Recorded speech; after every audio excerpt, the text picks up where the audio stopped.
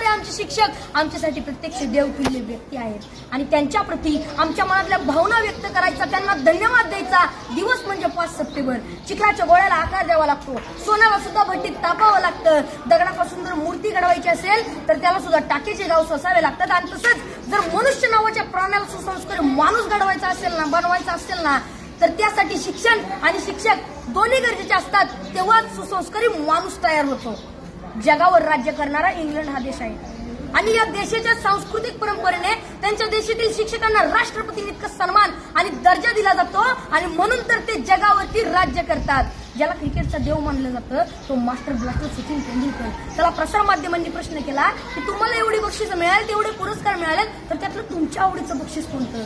तेव्हा सचिन तेंडुलकरने सुंदर उत्तर दिलं. ते म्हणाले, मला एवढी बक्षीस मिळाली, मला एवढे पुरस्कार मिळाले, अहो एवढंच काय, मला सर्वोच्च पुरस्कार भारत रत्न मिळालाय, पण त्यातलं माझ्या आवडीचं बक्षीस कोणतं असेल ना, तर ते म्हणजे मला माझ्या आचरेकर सरांनी दिलेली शाबासकीची थाप.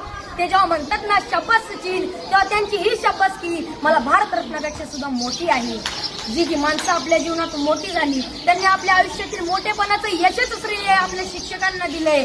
जगामध्ये एक सर्वात जास्त वाचलं जाणारं आणि सर्वात जास्त विक्री होणारं एक पुस्तक आहे आणि त्या पुस्तकाचं नाव आहे 7 habits to highly effect to peoples, यशस्वी लोकांच्या 7 सवयी. आणि हे पुस्तक लिहित असताना ते लेखकाने जवळजवळ 3000पेक्षा जास्त यशस्वी आणि सर्व क्षेत्रातील लोकांच्या मुलाखती घेतल्या होत्या.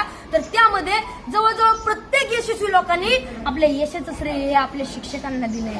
मनाच्या मोठेपणाचं सर्वात मोठं उदाहरण आपल्या शिक्षकांनी आपल्याला केलेल्या सहकार्याबद्दल कृतज्ञता व्यक्त करणे आणि मनाचा सर्वात मोठा खोटरडेपणा आहे की आपल्या शिक्षकांनी आपल्याला दिलेल्या ज्ञानाबद्दल जाण आणि कृतज्ञता नसणे. अशी माणसं फार मोठी होत नाहीत आणि पुढे जाऊन ती तोंडावर पडतात.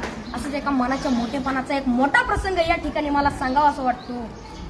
एकदा डॉक्टर बाबासाहेब आंबेडकर इंग्लंडवरून भारतात येत होते. ही बातमी त्यांच्या कार्यकर्त्यांना, त्यांच्या आयोजकांना समजली. त्यांचे कार्यकर्ते बाबासाहेबांच्या विमानाची वाट बघत विमानतळावरती थांबले. बाबासाहेबांचं विमान 2-3 तास लेट होणार होतं, पण तरी सुद्धा त्यांचे कार्यकर्ते त्यांच्या स्वागतासाठी त्यांची विमानतळावर 2-3 तास वाट बघत थांबले आणि 2-3 तासानं बाबासाहेबांचं विमान विमानतळावरती लँड झालं. बाबासाहेब खाली उतरले. बाबासाहेबांचे सर्व कार्यकर्ते बाबासाहेबांच्या दिशेने पळत सुटले. ढोल ताशे वाजू लागले. बाबासाहेबांच्या घोषणाने आकाश दुमदुमून गेलं. बाबासाहेब आप आगे बढ़ो, हम तुम्हारे साथ है, बाबासाहेबांचा विजय असो, अशा घोषणा देत होते. कोण बाबासाहेबांच्या पायात पडत होतं तर कोण त्यांना हार घालत होतं. बाबासाहेबांची नजर समोर गेली तर समोर बसलेला एक म्हातारा माणूस मात्र बाबासाहेबांचा हा कौतुक सोहळा अतिशय प्रेमाने पाहत होता.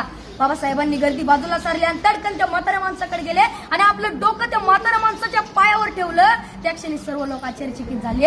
एवढे मोठे प्रखंड पंडित डॉक्टर बाबासाहेब आंबेडकर या म्हाताऱ्या माणसाच्या पाया का पडतायत. त्या क्षणी बाबासाहेब म्हणाले,